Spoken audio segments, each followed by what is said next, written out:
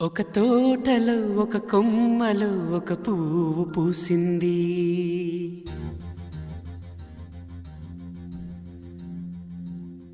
మహారాణిలా మహాలక్ష్మిలా ఆ పువ్వు నవ్వింది.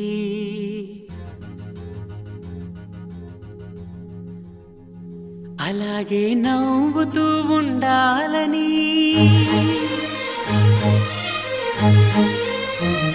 అలాగే నవ్వుతూ ఉండాలని నింగి నేల వాగు వంక చెట్టు చేమ గువగూడు ఆశీర్వదించాయి.